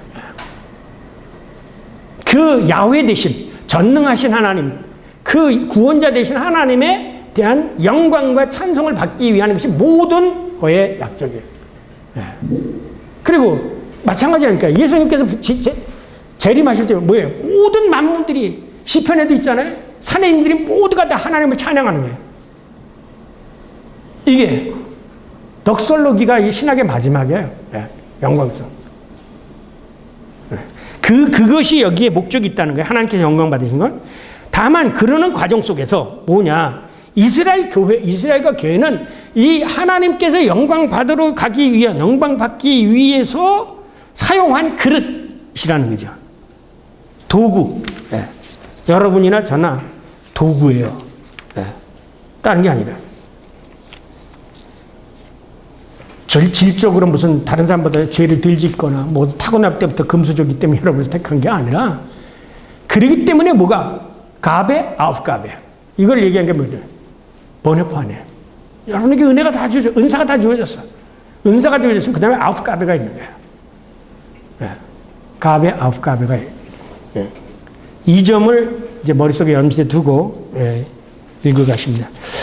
자, 바르트는 로마서 1장부터 9장부터 12장까지는 하나의 맥락에서 곧 하나님의 구원 역사 가운데 있는 이스라엘의 역할에 관한 것으로 이해한다.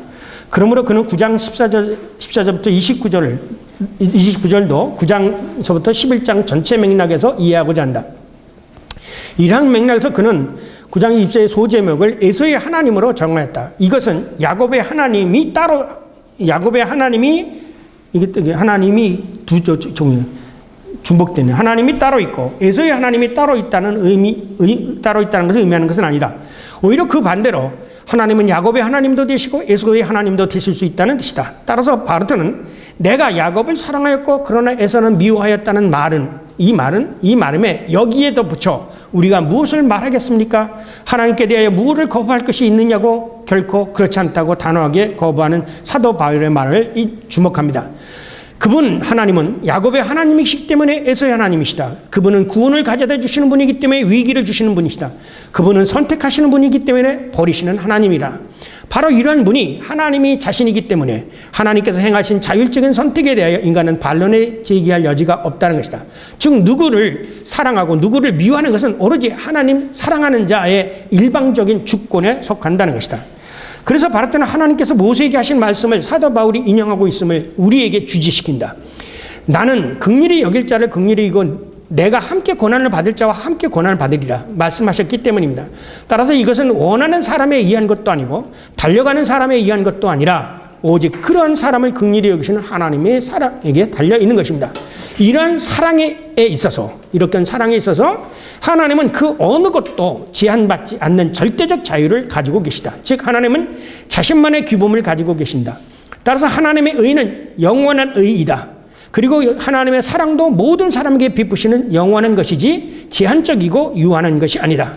이런 하나님에 대하여 폭군이라고 말할 수 있겠는가? 라고 바르트는 반문한다. 그렇지만 바로 여기서 이렇게 하나님이 폭군처럼 보이는 것, 그래서 사실은 야곱의 하나님이시지만 에서의 하나님처럼 보이는 것, 이거 우리 눈에만 그렇게 보인다는 거예요. 이것이 바로 역설적으로 그리스도를 통해서 얻어진 하나님의 인식이다. 즉 뭐냐면 하나님에 대한 예수 그리스도를 통해서 하나님을 바로 안 사람은 내가 바로 에서였구나라는 것을 그때서 알게 된다는 거죠. 즉 인간의 눈에는 불합리하게 보이는, 그러나 하나님 편에서 볼 때는 절대적인 자유에서 나온 인간에 대한 하나님의 사랑, 그 긍휼이 바로 인간의 인과적인 편협한 사랑과 다르다는 것이다. 왜냐하면 인간적인 사랑의 표현은 자기가 좋아하는 사람만 좋아하고 미워하는 사람 미워하잖아요. 그것이 다르다는 거죠. 이렇듯 바르트에게 있어서 에서의 하나님이라는 의미는 에서를 버리신 하나님이라는 뜻이 아니라 오히려 야곱의 하나님은 또한 에서의 하나님도 되신다는 의미로 이해한다. 바꿔 말하면 하나님은 사랑받을 만한 사람들의 하나님뿐만 아니라 버림받아 징벌받을 사람들의 하나님도 된다는 뜻이다. 그래서 바르트는 칼뱅의 다음 같은 말을 인용합니다. 그의 선택에 다른 그 어떤 원인에 자리하고 있다면 그것은 하나님께서 자유가 박탈된 것이다. 하나님께서 인간에게 주시는 것은 오직 긍휼과 자비뿐이다. 그리고 그 자비와 긍휼은 철저히 하나님 자신 안에 근거한 것이며 하나님의 무조건적이고 절대적인 자유 안에서 나온 것이다. 이제 하나님의 무조건적이고 절대적인 자유에서 나온 하나님의 긍휼하심과 자비는 그 선택의 목적에 상응한다. 왜냐하면 내가 바로에게 나의 능력을 입증하고 나의 이름을 온 세상에 선포하도록 하기 위해서 너를 세웠다. 바로를 세웠다. 따라서 그 하나님이 원하는 자에게 긍휼을 베푸시고 그가 원하는 자를 완악하게 하신다는 것이다. 이런 점에서 우리는 하나님께서 행하시는 일을 우리들의 인간 이성의 잣대로 측량할 수 없다고 바르트는 강조한다. 오히려 하나님이 원하시는 것에 따라서 우리의 판단 기준을 맞춰야 한다고 강조한다. 따라서 우리가 하나님이 미워하시는 완악한 에서가 되느냐 아니면 하나님이 사랑하시는 야곱이 되느냐 하는 것은 하나님의 절대적이고 주도권적인 권한에 속한 것이라는 것이다. 하나님의 사람으로서 보이지 않는 가운데 자신의 직무를 수행하는 모습뿐만 아니라 모세의 적대적으로 명백히 드러난 채로 자신의 역할을 행하는 바로 또한 하나님에 의해서 세워졌다. 그러나 하나님에게서는 바로를 완악하게 하고자 하는 당신의 이러한 예정을 실행하고자 하나님은 바로에게 인간적인 권한에 따라서 주어진, 그러니까 뭐냐면 하나님께서 이 바로를 쓰는 데 있어서 바로에게 주어진 이 세상적인 왕권과 이집트의 왕 권한 이런 거 하나도 건드리지 않았다는 거죠. 그러면서 그가 있는 그대로를 하나님께서 바로를 통해서 하나님의 영광을 드러내기 위해서 바로를 예를 들면 질그릇으로 택한 것이죠. 라고 하는 뜻이에요. 인간적으로 봤을 때도 모세는 바로를 능가하는 그 어떤 결정적인 것을 가지고 있지 않다. 이게 비교해 보면 바로나 모세가 그 당시 세상적으로 보면 바로가 더 잘 나갔죠. 모세보다는요. 이제 그런 면으로서 그러니까 인간의 어떤 수준으로서 하나님이 바로와 모세를 택한 것이 아니라 바로와 모세를 택한 것은 하나님의 일방적인 의도가 있었다. 그 의도는 뭐냐? 그를 통해서 하나님의 영광을 드러내기 위해서다. 따라서 두 사람, 모세의 바로 모두 동일한 하나님의 엄격한 통치 아래 분명히 있었다. 바로 에서에게서와 야곱이 동일한 하나님의 엄격한 통치 아래 있었던 것과 같다. 바로 두 인물은 앞에서 얘기한 모세와 바로 야곱과 에서 이 두 인물은 눈에 보이지 않는 상대적인 역설적 관계에 있었을 뿐이다. 두 인물은 결코 존재론적으로 서로 다른 계층에 속해 있지 않았다. 이런 점에서 모세는 선택한 사람의 양태이고 파로는 버림받은 사람의 양태라고 바울은 강조한다. 모세와 파로는 하나님의 은총의 영광을 드러내는 데 있어서 서로 역할이 다른 것뿐이었다. 모세와 파로는 결코 불변하는 영원히 결정된 개별적 주체가 아니라 한 분 하나님의 의지에 서로 다른 양태의 종들이다. 인용. 하나는 하나님의 이해 안에서, 하나는 하나님의 안위와 안에서, 하나는 긍휼 속에서, 다른 하나는 완악함 속에서 하나님의 보이지 않는 영광을 확인하고 증명하는 하나님의 종들이었다. 그래서 바르트는 19절부터 21절의 말씀을 하나님의 절대적 주권에 의한 하나의 에피소드로 이제 그 에피소드를 빌어서 이해를 한다.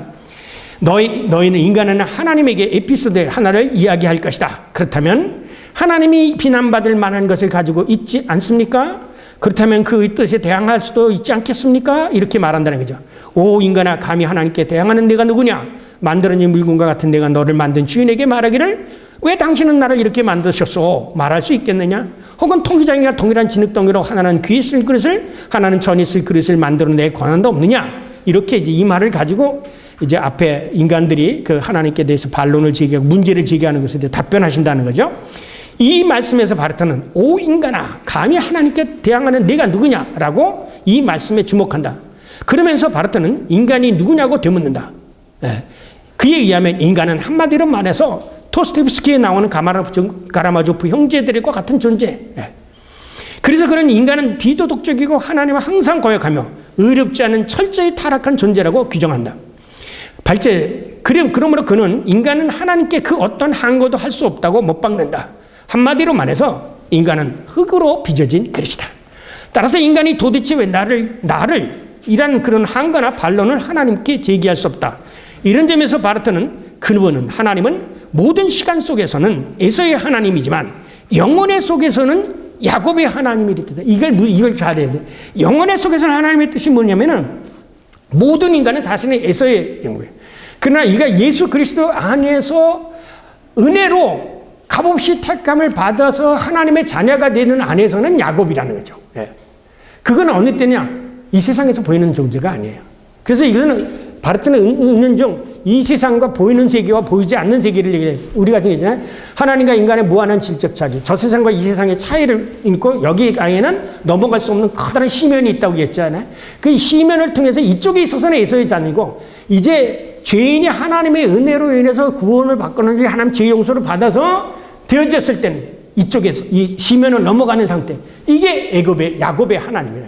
야곱이라는 거죠. 그러니까 이 점을 한 개인의 어떤 인격적으로 숫자적으로 생각하는 게 아니라 하나의 아까도 얘기했지만 양태 이쪽에 있는 이 세상적인 인간과 하나님께서 은혜를 입은 자들의 양태 이래서 야곱과 에서를 얘기한다고 이렇게 이해하면 좋겠습니다.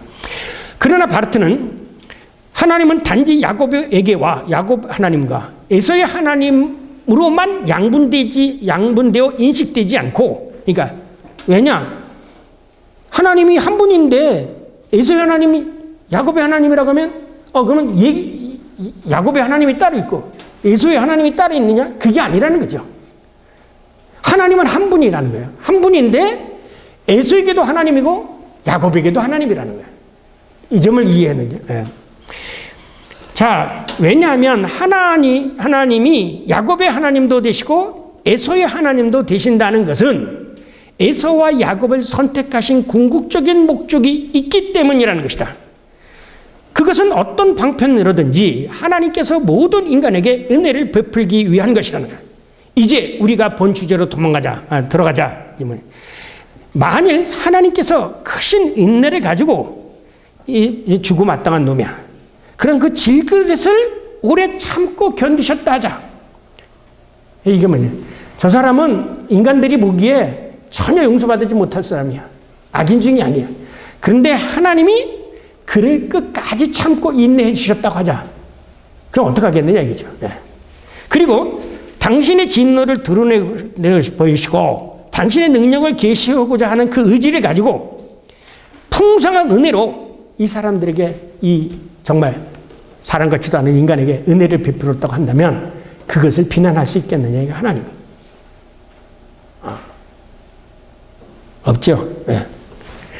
그러나 하나님은 그런 일을 통해서 궁극적으로 하나님은 당신의 영광을 받기 위해서 예비한 은총의 그릇을 취하신다는 거죠.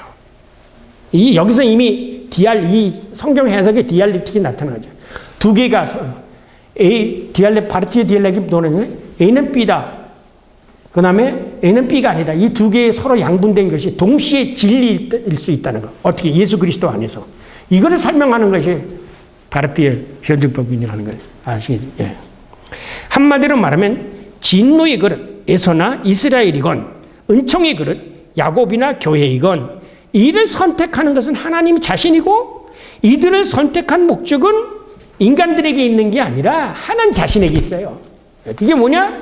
진노의 그릇이건 은총의 그릇이건 하나님께서 큰 풍성한 은혜를 베풀어서 그들로부터 영광을 받기 위한 것이 하나님이 선택하시고 예정하신 목적이 하나님 자신을 위한 것입니다. 그것 속에 에서가 있고 그 다음에 야곱이 있다. 왜냐하면 하나님 안에서는 찌탓 인용이에요. 하나님 안에서는 그리고 이중이 없기 때문이다. 단지 진노의 그릇이 은총의 그릇에 대하여 폐기될 뿐이다. 이것이 참 기적이라는 거예요. 기적이라는 게 전에도 있지만 정말 죽어 마땅한 인간이 그게 구원을 받는 게 회개하고 구원을 받는 게 기적이지 무슨 그 위에서 떨어졌는데 안 죽고 몸이 성한 게 이게 기적이 아니라는 거예요.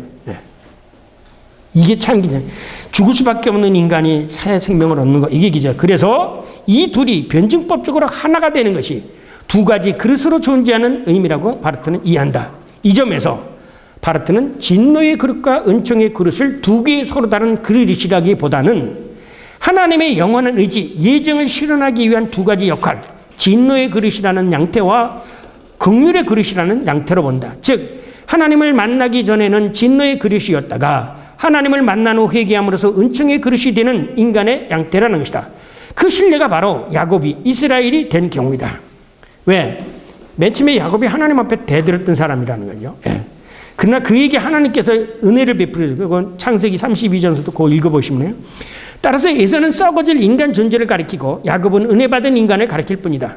그런데 에서와 같은 썩어질 인간 존재에 대해서 하나님께서 긍휼을 베푸심으로써 하나님은 야곱과 같은 존재로부터 뿐만 아니라 에서와 같은, 그러니까 이것을 둘로 다 나눠놓지 않고 이 둘을 다 하나로 보는 거예요. 바르트는 에서도 하나님의 자녀고 야곱도 하나님의 자녀다. 그런데 에서와 야곱은 각자 하나님의 영광을 위해서 역할이 다른 거예요. 네. 그렇게 생각해요. 이런 의미에서 바르트는 그 다음 이어지는 성구에서 구체적으로 유대인과 이방인의 경우를 이제 해설을 하죠. 이게 길게 얘기했습니다. 이제 이방인과 이 그리스도인들에 대한 바로 이런 그릇으로 하나님은 우리를 유대인 중에서 뿐만 아니라 이방인 중에서도 부르셨다, 택하셨다. 하나님, 그가 호세에 그래도 내가 내 백성 아니 어떤 자, 이게 과거에 아니 어떤 자들을 나의 백성으로 부를 것이고, 그리고 사랑하지 아니하였던 자들을 사랑하는 자들로 부르리라. 고 말씀하셨습니다. 따라서 너희는 내 백성이 아니라고 이야기되었던 바로 그곳에서 그들이, 이방인들이 살아계신 하나님의 아들이라고 일컬어지는 일이 일어나게 될 것입니다. 그래서 이사야도 이스라엘에 대해 이렇게 외칩니다. 이스라엘 자손들의 수가 바다의 모래와 같다 할지라도 단지 남은 자만 구원을 받을 것이라고 했습니다. 왜냐하면 주님께서는 이 땅 위에서 약속하신 말씀을 마치고 속히 실행하실 것이기 때문이다. 그렇게 말씀하시고 그냥 말만 끝이는 게 아니라 실질적으로 행하신다는 거예요. 그래서 그 행하시는 과정 속에서 뭐가 일어나냐? 선택이라는 것이 도구적인 선택이 일어나는 거예요. 그리고 또한 이사야가 미리 말한 것 같이 만일 만군의 주 여호와께서 우리에게 씨를 남겨두지 않았다면, 이것은 뭐야? 이 그리스도인들을 얘기하는 거죠. 우리 그리스도인들도 소돔과 같이 되었을 것이고 고모라와 같이 되었을 것이다. 그러니까 우리가 여기서 보면 이스라엘에게 대해서 나중에 이제 11장 끄트머리 가서 나오지만 이스라엘의 숫자가 차기까지라는 그 말씀 속에서 뭐냐면 우리를 약속된 백성의 그 하나님의 말씀을 거역하고 나간 그거를 채워야 되는 사람으로 교회 공동체를 얘기를 하게 되어지는 거죠. 예, 그 뒤에 남는 이 말씀은 하나님의 무조건적인 절대적인 자유에 의해서 선택된 이스라엘과 교회 공동체 혹은 에서 공동체, 야곱 공동체에 대한 구약 성서적 증거이다. 그런데 진노의 그릇이 세상 속에 있는 보이는 교회 공동체이고 긍휼의 공동체는 보이지 않는 영혼 속에 있는 공동체, 이건 알지 못한다. 누구냐? 이것을 그냥 교회는 야곱이고 이스라엘은 에서다, 이게 아니라는 거예요. 이건 아니에요. 왜 자꾸 이걸 그냥 어떤 전제론적으로 얘기하겠는데, 하나의 에서라는 이스라엘이라는, 그런데 이 이스라엘은 하나님께서 약속한 자고 택한 자야. 근데 이들 중에는 하나님 말씀을, 그래서 뭐냐면 내내 약속의 자식이라고 그랬잖아요. 약속의. 이들 중에는 하나님 거역한 자도 있고 하나님 말씀을 거부한 자도 있어. 그래서 그 하나님의 백성으로 삼고 하는 자의 비인도를 이방인을, 그래서 나중에 이 이스라엘 사람들을 시기하게 만들어가지고 이수를 여기다 집어넣는다고 그랬잖아요. 네. 그렇게 했었는데 어쨌든 하나님은 에서를 통해 뭔 하나님이 원하시는 그거, 하나님의 이걸 뭐야? 하나님의 백성이에요. 하나님의 백성. 왜? 하나님은 인간들에게 뭐라고 약속했으냐, 미리 예정한 게 있어요. 내가 너의 하나님이 되어주겠다는 거예요. 이건 하나님의 일방적인 결의야. 예. 그래서 이것을 그 셀프스트 베스티밍이라고도 하고 셀프스트 라트슈루스라고 하고 이렇게 바르트가 씁니다. 하나님이 일방적으로 인간들에게 내 하나님이 되어준다. 근데 이 백성 안에 안 들어오는 사람들이 있어요. 예. 그래서 내 백성 아닌 자들을 하여금 내 백성이 되겠다는 말을 여기서 인용하는 거예요. 예. 자, 쉽게 생각해야 돼요. 여러분, 하나님 나라는 여러분 백성이 아니에요. 어느 나라의 백성이에요? 여러분 하나님 백성이에요. 여러분이 하나님의 백성이라는 것은 하나님께서 내가 너희 하나님이 백성이, 내가 너희 하나님이 되어주고 너희는 나의 백성이 되리라는 그 영원한 예정, 이것이 성취되는 거예요. 근데 그게 왜 예수 그리스도예요? 나중에 종말음을 예수 그리스도의 백성이에요. 그래서 예수님이 이제 하나님께서 내게 주신 자, 이게 내게 주신 자가라는 말이 무슨 뜻이냐면 예수 그리스도 안에서 예수 그리스도를 믿음으로 하나님 백성이 된 자, 이게 그리스도의 자녀이고 하나님께서 예수 그리스도에게 준 자녀예요. 여러분 요한복음 읽을 때 그걸 어떻게 얘기하세요? 야, 이면 니네 가져가라 이렇게 된 건가요? 아니죠. 예수 그리스도의 백성이 어떻게 형성이 됩니까? 예수 그리스도의 백성이 어떻게 돼요? 예수 그리스도를 믿는 자가 예수 그리스도의 백성으로 형성이 되는 거예요. 뭘 믿는데? 뭘 믿는데? 아까 얘기했잖아요. 로마 8장 10절. 예수 그리스도의 십자가의 죽음과 부활이에요. 이거를 믿는 사람이에요. 이런 사람을 믿게 하기 위해서 성령이 또 역사를 하는 거예요. 예수 그리스도 십자가 위에. 그래서 여기서도 또 선택의 주체가 나오죠. 아까도 기도하셨잖아요. 우리 장로님. 네가 나 선택한 것이 아니라 내가 너를 선택하신 거예요. 인간이 하나님을 선택한 게 아니에요. 하나님이 일방적으로 선택한 거예요. 선택의 주체는 하나님이에요. 궁극적인 목적은 뭐 어디 있어요? 내가 너는 하나님이 되고 너는 나의 백성이 되는 거예요. 이것이 만세전부터 하나님께서 예정된 거예요. 이 사건을 이어가는 과정 속에서 뭐가 생겨? 선택이 생기죠. 그러니까 예전과 지금까지 선택을 같이 붙여놓고 생각했는데 아니에요. 선택은 그 다음에 생긴 거죠. 하나님의 예정을 실현해 나가기 위해서. 그럼 하나님 나라, 그리스도의 나라에서 누구에게 영광을 돌립니까? 하나님께 누가 영광을 돌립니까? 네? 하나님께 죄받은 사람이 더 영광을 돌립니다. 그래서 죄인에게 은혜가 많잖아요. 그래서 하나님께 자기 죄가 용서받은 사람이 하나님께 감사합니다가 영광을 돌리잖아요. 자기가 잘났다고 하는 사람은 하나님께 영광 돌릴까요? 네. 그래서 그것을 얘기할 때 거꾸로 늘 항상 무슨 얘기를 하냐면 이 세상적인 얘기를 하잖아요. 이 세상적인 인간적으로 아무리 높게 되어져도 그거는 역시 바르트가 시간을 얘기할 때 인간의 시간이 아무리 길어도 이거는 이 선을 넘어가기 전에 이거는 시간이야. 영원이 아니야. 인간이 아무리 높아지고 그래도 요 선을 넘어가지 않는 이 인사이트, 그 시면을 넘어가지 않는 상태에서는 이거는 아직도 세상적인 거예요. 지난번에 손 교수님 말씀하셨죠? 거기에 제일 꼭대기에 있는 사람. 이 꼭대기 쏘서도 그건 아직 인간이야. 죄인이야. 그래서 이것을 보이지 않는 세계. 그거는 우리들이 알 수 없다는 거예요. 하나님의 성령의 역사 안에서만 이루어지는 거죠. 그러나 분명히 우리들이 살고 있는 속에서 이 두 개가 있다는 거예요. 그 점이 우리에게. 그래서 이제 거기는 이 말씀은 하나님의 무조건적 절대적 자유에 의해서 선택된 이스라엘과 공동체가 아까도 얘기했지만 그런데 진노의 그릇이 이 세상 속에 서 있는 보이는 교회의 공동체이고 긍휼의 그릇은 보이지 않는 영혼의 속에 있는 그리스도의 공동체. 따라서 두 그릇 곧 이스라엘 유대인과 교회 공동체는 한 분 하나님의 한 분 여호와 하나님의 백성의 두 가지 양태, 즉 이스라엘과 교회 공동체는 영속적인 별개의 두 가지 존재, 배전이 아니라 존재가 아니라 언제든지 서로 뒤바뀔 수 있는. 그래서 지난번에 질문하셨잖아요.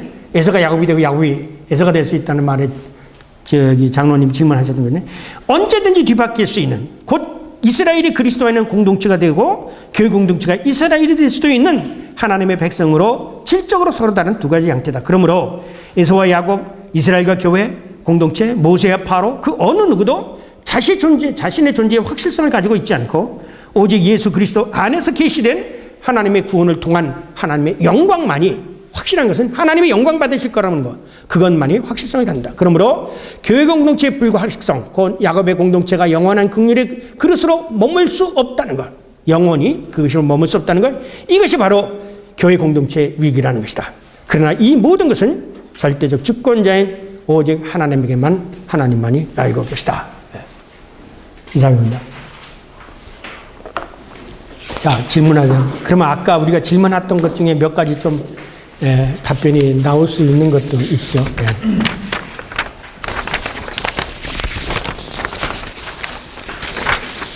두 가지 아주 인상 깊게 발제를 들었는데요.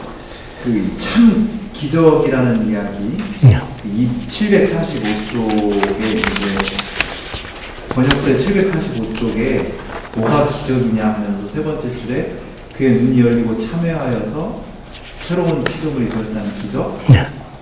하나님의 엄격하심 속에서 하나님의 사랑을 알아차려서 쭉 뭐 이렇게 복음을 받아들이고 뭐 이런 게 이제 진짜 기적이다. 이렇게 이야기했고 교수님 발제문에서는 5쪽에 그 마지막 패러그래프 시작하기 전에 위로 두 번째 줄 올라가는 이것이 참 기적이라는 것이다. 이렇게 그 얘기를 쭉 해나가시면서 뭐 그런 질문을 던져봤어요. 그 전에는 진노의 그릇이었다가 회개함으로써 은총의 그릇이 되는 거. 이게 이제 그 기적이 일어나는 거잖아요. 그렇죠. 근데 이제 교수님께서 뒤에서 던지신 질문과 관련해서 이제 생각을 해보니까 만약에 하나님의 절대적인 자유이고 이 일에서 인간이 할 수 있는 일이 전혀 없다면 아니죠. 그렇게 되면은 인간에게 뭘 요구할 게 있어요? 아홉가비가 전혀 없는 거지. 근데 이제 뭐 하여튼 그 선입견을 가지고 있는 상태에서 아까 얘기했잖아요. 하나님의 가베는 아홉가비예요. 가베야 아홉가비. 모든 것을 정해 놓으셨다라면은 아니죠. 그래서 제가 물어요. 왜 질문을 자꾸 하냐면 우리가 생각했던 것이 모든 것을 정해놓았다는 게 그 막연하게 그냥 그게 추상적이고 하나님이 정해놓은 게 뭐냐 그랬잖아요. 묻는 게 하나님 정해놓은 게 뭐라고 생각했어요? 하나님이 예정해 놓으신 게.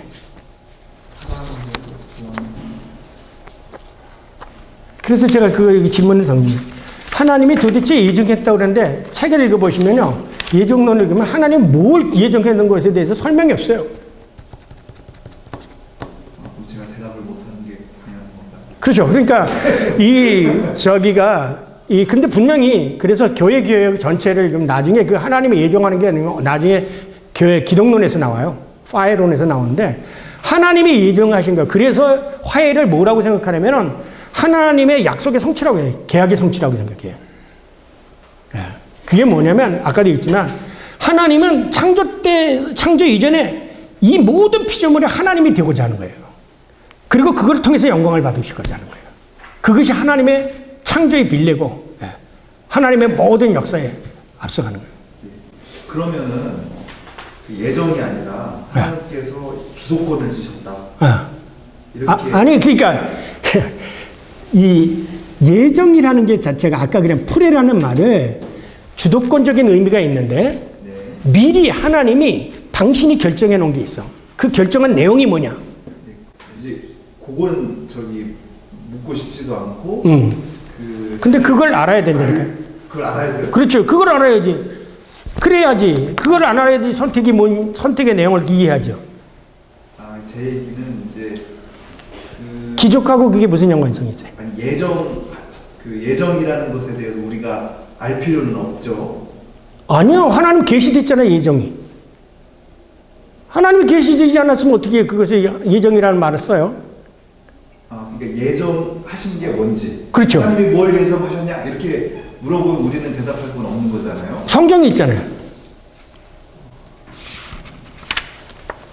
그러니까 무엇을 예정하셨는지 하나님은 무엇을 예정하셨는지 그렇죠. 이렇게 질문이 딱 떨어지면 그래서 제가 저기 질문에 있는 건가요? 성경을 이해한다면 다 했죠. 성서 전체를 꿰뚫고 있는 건데 그게 뭐예요? 그게 뭐예요? 그것만 알면 이 예정론 금방 이해가 돼요.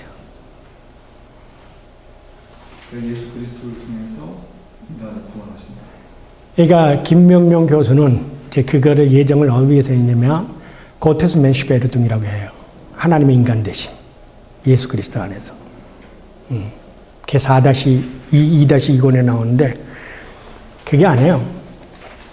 이제 그거는 거기 계시죠. 하나님 인간 대심으로. 그래서 그 예수 그리스도 사건을 통해서 하나님이 무엇을 예정하였느냐를 이해해야죠. 쉽잖아요. 예수님이 제일 먼저 와서 무슨 얘기를 했어요?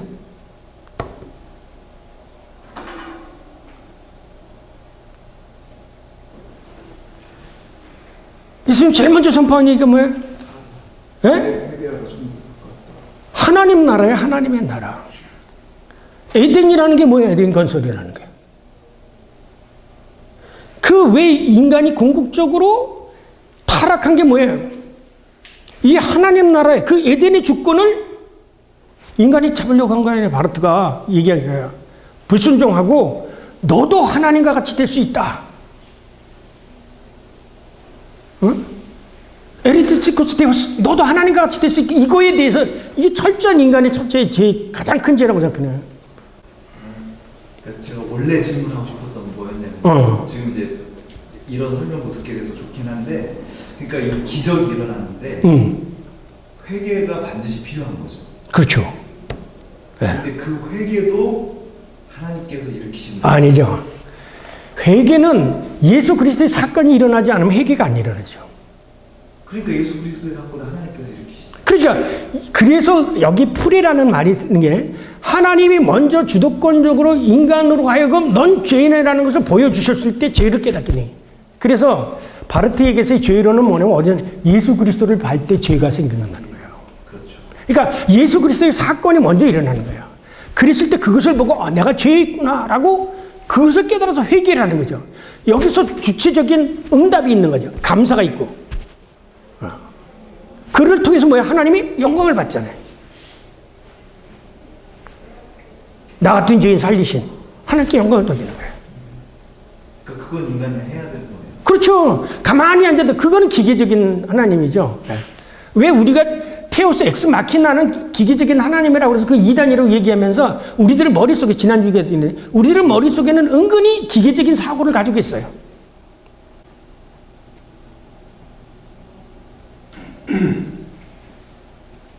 전에 그랬잖아요. 그래서 루터의 데세르브 아르비트르하고 이 예정론하고 그게 모든 게 이 바르트는 그 책을 많이 읽었어요. 예, 루터 책을. 예. 근데 이제 거기서 루터하고 에라스무스하고 논쟁하는 게 그래서 그 책이 참 중요한 책이에요. 하나님이 맨 처음에 아담에게 뭐를 하고 했냐면 너는 동산에 있는 모든 나무를 하나님께 은혜를 다 줬어요. 그죠? 그래서 지난번에 복음할 때 뭐뭐 하라 하와가 뭐뭐 하지 말라 그러기 있다 했잖아요. 두 번째 양태로 보면 그 하나님의 말씀에 율법에 분명히 하나님께서 뭐뭐 하라 넌 다 할 수 있어. 이게 은혜예요. 아니 모든 동물을 다 지배하고 에덴이라는 건 하나님의 피조한 세계의 모든 것을 지배할 수 있었던 거예요. 그런데 두 번째는 단지 여기야. 단지 선악을 알게 하는 열매는 먹지 말라. 이건 뭐뭐 하지 말라요. 근데 인간이 여기에 뭐가 생겨요? 이 말씀이 들어오는 순간 이게 루터가 얘기하는 거예요. 하나님의 말씀이 들어오면 우리는 이것에 대해서 반응하려고 하는 게 있단 말이에요. 응답하고자 하는 거. 이걸 지킬 건가 안 지킬 건가라는 거. 수용할 건가 안 할 건가. 이게 인간에 있는 거예요. 그런데 여기에 뭐가 싹 들어와? 사탄이 들어왔어. 그래가지고 이 말씀의 의미를 왜곡시키잖아요. 그러면서 너도 그걸 먹으면 사실은 이건 없는 얘기야. 허상의 얘기야. 하나님이 그거 먹으면 하나님 같이 된다 이런 얘기 안 했거든요. 그런데 사탄이 와가지고 없는 얘기, 허구의 얘기를 통해서 아담한테 그러니까 뭐가 생긴 거야? 욕심이 생긴 거야. 욕심이 잉태한 죄가 낳는다 그랬죠? 그래서 어긴 거야. 그래서 뭐냐면 인간은 그 다음부터 죽음이라는 게 온 거야. 죽음 다음에는 뭐에 사망의 권세 아래 있다는 거예요. 사망의 권세 아래 있다. 그거예요. 하나님은 이 죄인을 해가 은혜를 다 베풀고 그래서 제가 그랬어요. 하나님 루터가 얘기한 게 뭐야? 하나님의 믿음이라는 건 하나님께 주신 은혜를 받는 거야. 근데 안 받아요. 그거를 안 받게 만드는 게 교수님 주장으로는 사탄 마귀. 그렇죠. 사탄 마귀의 중간 제3의 요소가 있다는 거예요. 그렇죠. 만약에 그렇다면은 바로 그렇기 때문에 이제 하나님과 인간 말고 또 다른 존재. 네. 그걸 생각해야 된다는 거예요. 가능성에 대해 물론 이제 성경도 많이 이야기하고 있는데 네. 그거를 이제 서구 신학자들이 받아들일 수 없죠. 없었던 그렇지. 것도 이유가 있잖아요. 무슨 이유?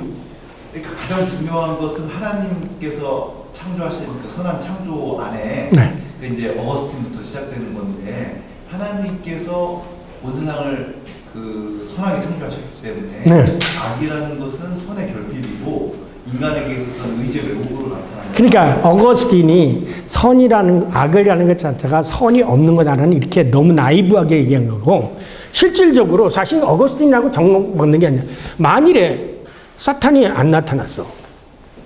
그러면 근데 그 이제 펠라기우스주의에 대한 그 대척점에서 그 고민 끝에 하는 거지. 그렇지. 저렇게 나이브하다고는. 그러니까 그 펠라기 사탄에 대해서 대적을 하려니까 하나의 어거스틴적 답변이 있죠. 네. 그러니까 뭐 선신, 하나님은 선하신 분이고 네. 거기에 대항하는 악한 신이 있다. 예, 이쪽으로 생각하는 것에 그거 아니에요. 대해서 그 어거스틴이 문제 제기를 하고 또 신학적으로 소유를 철저하게 하다 보니까 나온 것이. 그러니까 이거를 아세요. 우리가 사탄이 있고 그랬다고요. 하나님이 있다 그래서 이것이 선신과 아니에요. 이윤론이 아니에요. 우리는 칼빈도 그랬고 루터도 모르는 거 뭐예요? 모르는 거예요. 어쨌든 인간에게서 부인할 수 없는 거는 현상적으로 존재한다는 거예요. 네. 악이라는 게 존재한다는 거예요. 악의 근원이 그럼 왜 없냐? 성경은 악을 얘기하려고 하지 않았기 때문에 악에 대한 근원을 쓰지 않은 거예요. 네. 그러면 제 생각은 질문자의 한계 안에서는 틀린 질문이 아닌 것 같고요. 네. 답변조차도 틀린 게 아닌 것 같은데, 제 생각엔 마치 이게 3차원을 항상 우리의 사고 구조는 2차원적으로 이해하다 보니까 이게 뭔가 이게 접목이 안 되는 듯한 느낌이 좀 있거든요.